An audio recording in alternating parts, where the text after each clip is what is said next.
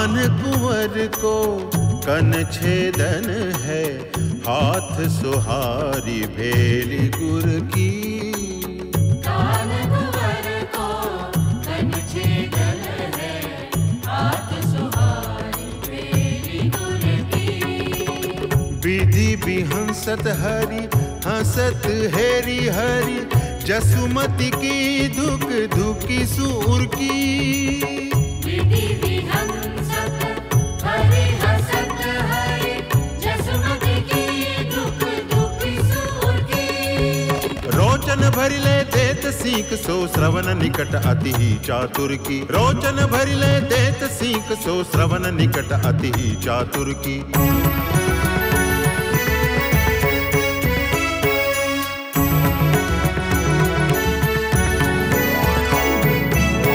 कंचन के द्वै दुर मंगाई लिए, कहो कहा छेदनी आतुर की।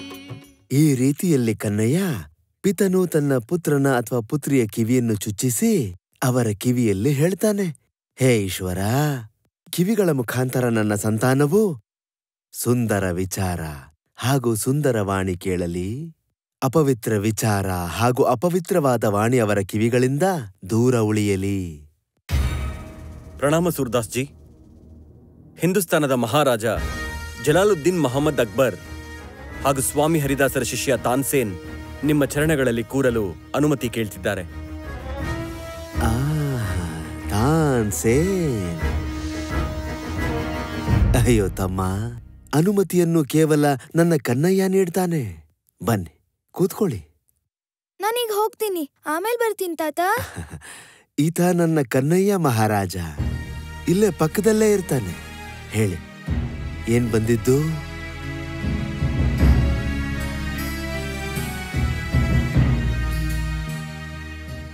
ನೀವು ಆಗ್ರಾಗೆ ಬರಲಿಲ್ಲ, ಹೀಗಾಗಿ ನೀವು ನನ್ನನ್ನ ಇಲ್ಲಿಗೆ ಬರುವಂತೆ ಮಾಡಿದ್ರಿ. ನನಗೆ ನಿಮ್ಮ ಸಂದೇಶ ಸಿಕ್ಕಿತ್ತು, ಆದರೆ ನಾನು ನನ್ನ ಮಹಾರಾಜನ ಸೇವೆ ಬಿಟ್ಟು ನಿಮ್ಮ ಸೇವೆಗೆ ಹೇಗೆ ಬರಲಿ?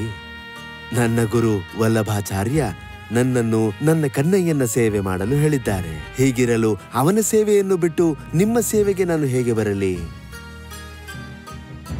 ಹೇಳಿ, ಕನ್ನಯ್ಯನ ಸೇವಕನಿಗೆ ನಿಮ್ಮ ಆಜ್ಞೆ ಏನು? ತಾನ್ಸೇನ್ ಮುಖಾಂತರ ನಿಮ್ಮ ಪದಗಳನ್ನು ಕೇಳಿದ್ದೆ. ಸ್ವರಗಳ ಮುಖಾಂತರ ಅಮೃತದ ಮಳೆ ಬೀಳೋ ಹಾಗಾಯ್ತು. ಆ ಅಮೃತಕ್ಕೋಸ್ಕರ ಬಂದಿದ್ದೀನಿ. ಅಮೃತ ನನ್ನ ಸ್ವರದಲ್ಲಿಲ್ಲ, ಅವನ ಹೆಸರಿನಲ್ಲಿದೆ. ಅವನು ಯಾವುದರಲ್ಲಿ ಸೇರುತ್ತಾನೋ ಅದು ಅಮೃತವಾಗುತ್ತದೆ. ಹೀಗಾಗಿ ನಾನು ದಿನ ರಾತ್ರಿ ಅವನ ನಾಮವನ್ನೇ ಹಾಡ್ತೇನೆ.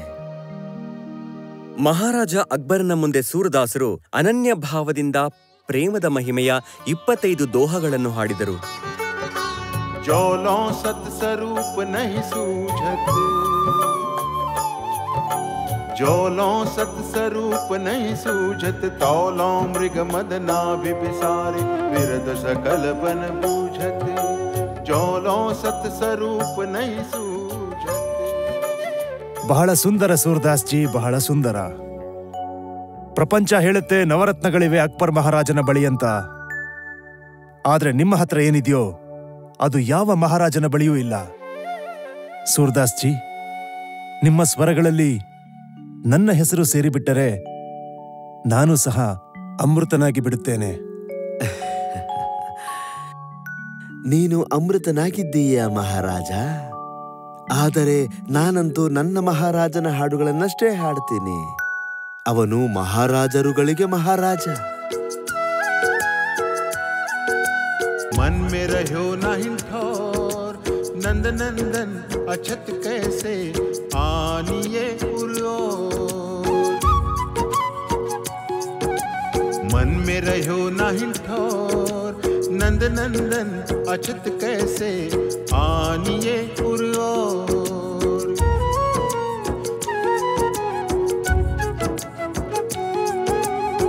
चलत चितवन दिवस जागत, स्वप्न सोवत राती. हृदय देव मदन मूर्ति, छिन्न दूत उन जाती. कहत कथा अनेक उधार,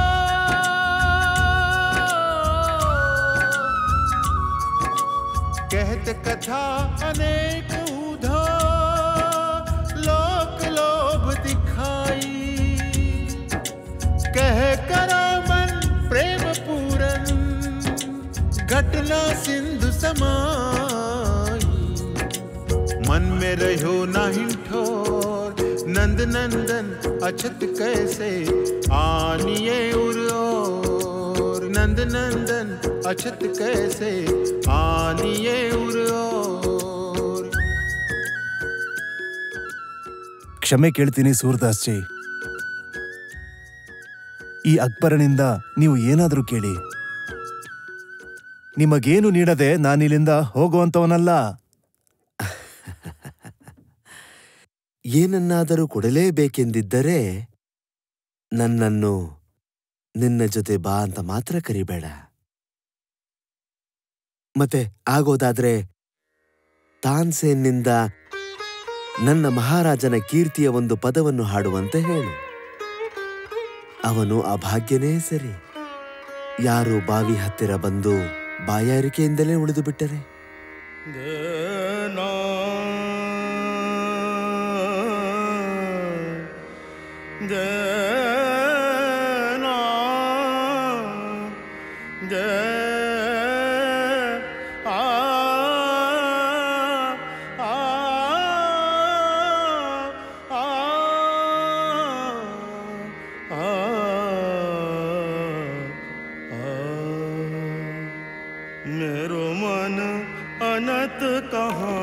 सुख पावे मेरो मन अनंत कहाँ सुख पावे जैसे उड़ी जहाज को पंछी जैसे उड़ी जहाज को पंछी पुनी जहाज पे आवे मेरो मन अनंत कहाँ सुख पावे मेरो मन अनंत कहाँ सुख पावे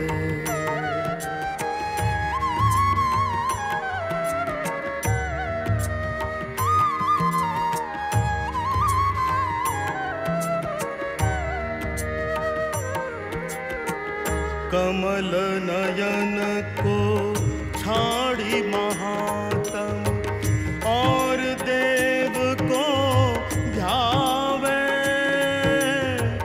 परम गंग को छाड़ी पियासो परम गंग को छाड़ी पियासो दुर्मति कूप खनावे जिन मधुकर अम्बुज रस चाख्यो जिन मधुकर अम्बुज रस चाख्यो क्यों करील फल खावे सूरदास प्रभु काम धेनु तजी सूरदास प्रभु काम धेनु तजी छेरी कौन दुहावे मेरो मन अनंत कहाँ सुख पावे मेरो मन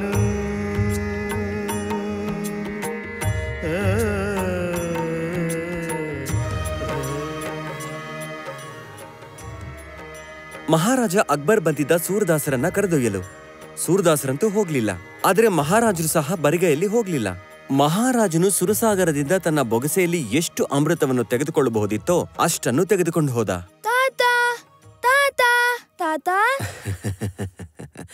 ಬಂದೆಯ ಕನ್ನಯ್ಯ? ತಾತ, ಅಮ್ಮ ಹೇಳ್ತಿದ್ಲು ಹಿಂದೂಸ್ತಾನದ ಮಹಾರಾಜ ನಿಮ್ಮನ್ನ ಕರ್ಕೊಂಡು ಹೋಗಕ್ ಬಂದಿದ್ರಂತೆ. ಅರೆ ಕನ್ನಯ್ಯ, ನಿನ್ನ ಬಿಟ್ಟು ನಾನು ಎಲ್ಲಾದ್ರೂ ಹೋಗ್ತೀನಾ ಹೇಳು? ಈಗ ಯಾವ ಪದ ಕೇಳಿಸ್ಲಿ? ತಾತ, 9ನೇ ಸಂಸ್ಕಾರದಲ್ಲಿ ಆ ಮಹಾರಾಜ ಬಂದ್ಬಿಟ್ರು. ಸರಿ ಕನ್ನಯ್ಯ, ಹಾಗಾದ್ರೆ ಕೇಳು. 10ನೇ ಸಂಸ್ಕಾರ ಯಾವುದು ಅಂದ್ರೆ ಯಜ್ಞೋಪವೀತ, ಅಂದ್ರೆ ಉಪನಯನ ಸಂಸ್ಕಾರ. ಉಪನಯನದ ಅರ್ಥ ಏನು ಅಂದ್ರೆ ಹತ್ತಿರಕ್ಕೆ ತರೋದು. ಪಿತನು ತನ್ನ ಸಂತಾನವನ್ನು ಗುರುವಿನ ಹತ್ತಿರ ತರುತ್ತಾನೆ. ಗುರು ಬ್ರಹ್ಮಚಾರಿಯನ್ನ ಶಾಸ್ತ್ರದ ಹತ್ರ ತರ್ತಾನೆ. ಶಾಸ್ತ್ರಗಳು ಅವನನ್ನು ಬ್ರಹ್ಮನ ಹತ್ರ ತರುತ್ತೆ. ಈ ಸಂಸ್ಕಾರದಲ್ಲಿ ಮಗುವು ತನ್ನ ಕೈಯಲ್ಲಿ ಯಜ್ಞದ ಸಮಿತನ್ನು ತಗೊಂಡು ಗುರುವಿನ ಬಳಿ ಹೋಗ್ತಾನೆ.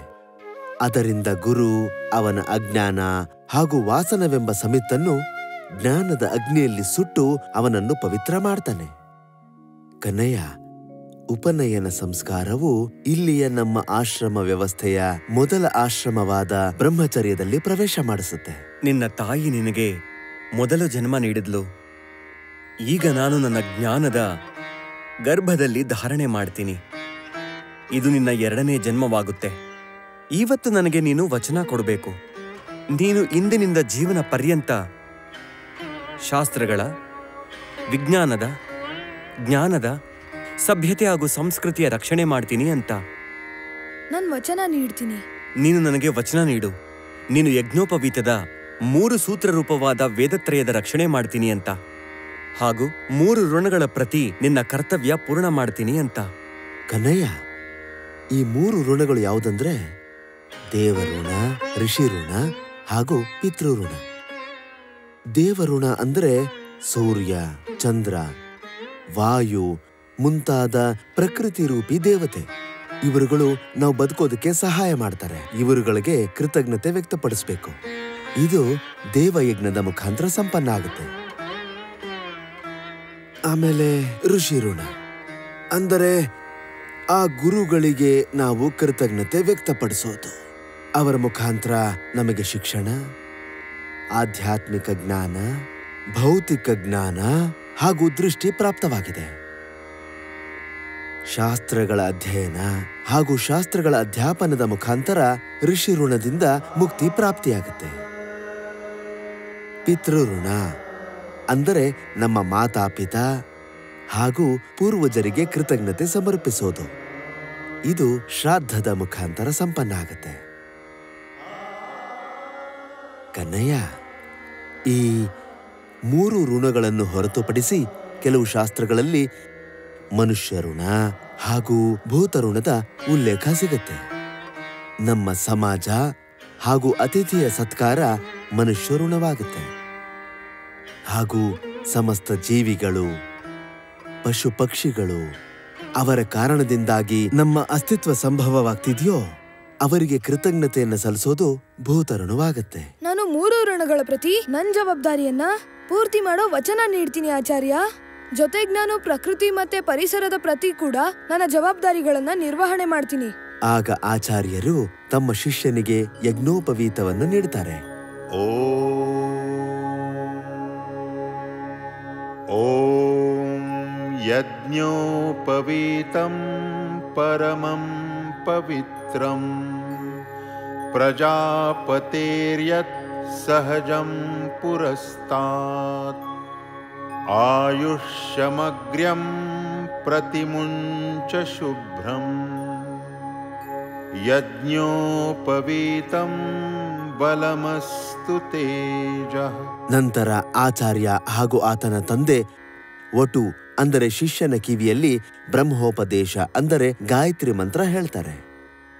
ಓಂ ಭೂ, ಓಂ ಭೂ, ಓಂ ಭುವ, ಓಂ ಭುವ, ಓಂ ಸುವ, ಓಂ ಸುವ, ಓಂ ಮಹ, ಓಂ ಮಹ, ಓಂ ಜನ, ಓಂ ಜನ, ಓಂ ತಪ, ಓಂ ತಪ, ಓಂ ಗಂ ಸತ್ಯಂ, ಓಂ ಗಂ ಸತ್ಯಂ, ಓಂ ತತ್ಸವಿತುರ್ವರೆಣ್ಯಂ, ಓಂ ತತ್ಸವಿತುರ್ವರೆಣ್ಯಂ, ಭರ್ಗೋ ದೇವಸ್ಯ, ಭರ್ಗೋ ದೇವಸ್ಯ, ಧೀಮಹಿ ಧೀಮಹಿ ಧಿಯೋ ಯೋ ನ ಧಿಯೋ ಯೋ ನಃ ಪ್ರಚೋದಯಾತ್.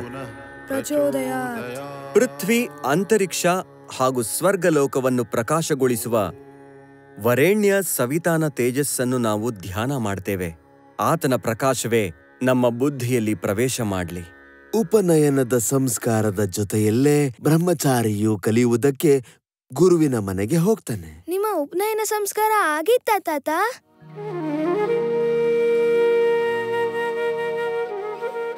ಹೇಳಿ ತಾತ.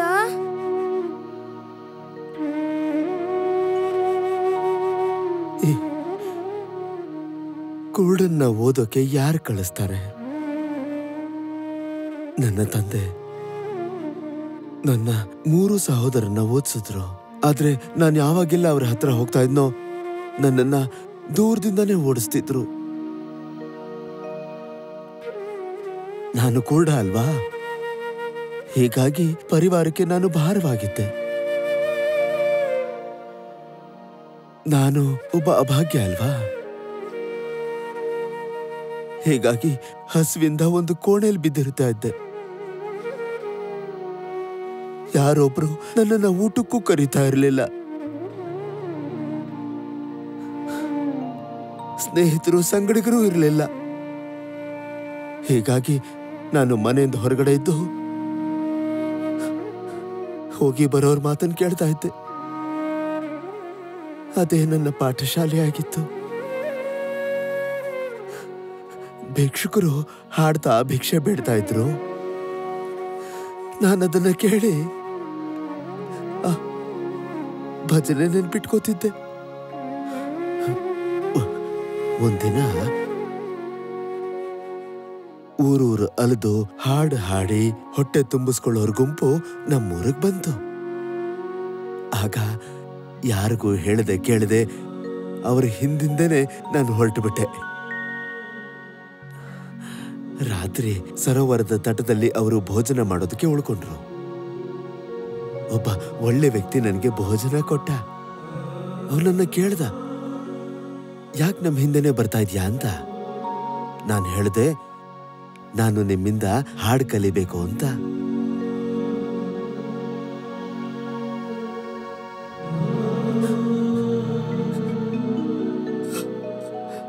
ಆದರೆ ಒಬ್ಬ ಕುರುಡ ಯಾರಿಗೆ ತಾನೇ ಸಹಾಯವಾಗಬಲ್ಲ?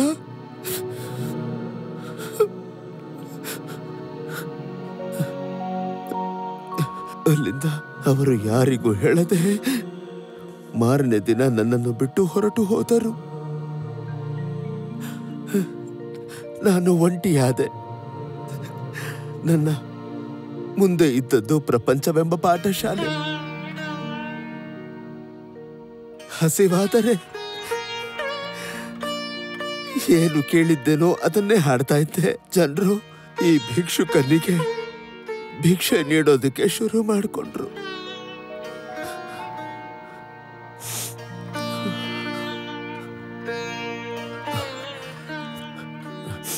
ಒಬ್ಬ ಒಳ್ಳೆ ವ್ಯಕ್ತಿ ನನಗೋಸ್ಕರ ಯಮುನೆಯ ತಟದ ಗೌಘಾಟಿನ ಬಳಿ ಒಂದು ಕುಟೀರವನ್ನ ಕಟ್ಟಿಸ್ಕೊಟ್ಟ. ನಾನು ಭಜನೆ ಹಾಡ್ತಾ ಜೀವನ ಮಾಡ್ತಾ ಇದ್ದೆ. ಪ್ರಪಂಚ ನನ್ನ ಭಾಗ್ಯ ಅಂತ ತಿಳಿದಿತ್ತು ಕನ್ನಯ್ಯ. ಆದ್ರೆ ನಾನು ಭಾಗ್ಯಶಾಲಿಯಾಗಿದ್ದೆ.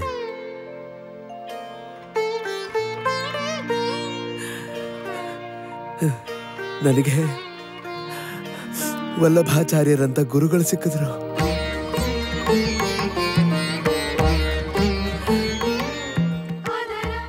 ಒಂದಿನ ಪುಷ್ಟಿ ಮಾರ್ಗ ಧ್ವಜ ವಲ್ಲಭಾಚಾರ್ಯರು ಜಲಮಾರ್ಗದಿಂದ ಬ್ರಿಡ್ಜಿಗೆ ಹೋಗ್ತಾ ಇದ್ದಾರೆ ಅನ್ನೋ ವಿಷಯನ ಕೇಳ್ಪಟ್ಟೆ. ನಾನು ಅವ್ರನ್ನ ಭೇಟಿಯಾಗೋದಕ್ಕೆ ಸಿದ್ಧನಾದೆ. ನನ್ನ ಭಾಗ್ಯ, ಸ್ವಯಂ ವಲ್ಲಭಾಚಾರ್ಯರು ನನ್ನ ದ್ವಾರದ ಬಳಿ ಬಂದು ನಿಂತರು. ನಾನು ಅವರ ಚರಣಗಳ ಮೇಲೆ ಬಿದ್ದೆ.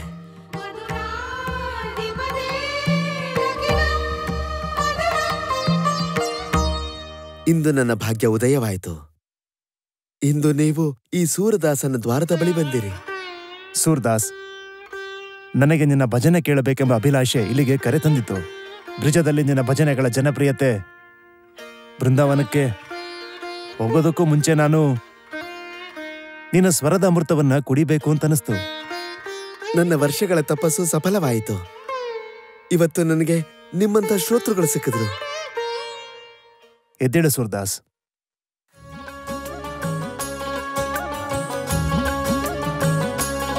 प्रभु हो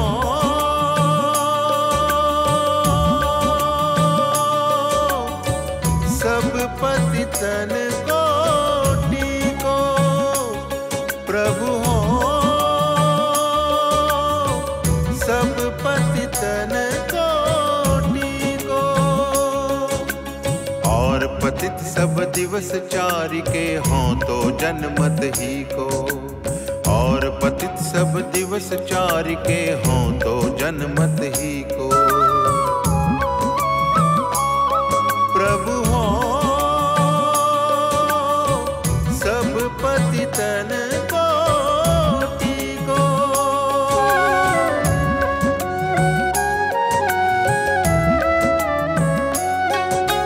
वधिक अजामिल गनिका तारी और पूतना ही को, वधिक अजामिल गनिका तारी और पूतना ही को। मोहि छाड़ी तुम और उधारे, मिटे सूल क्यों जी को। मोहि छाड़ी तुम और उधारे, मिटे सूल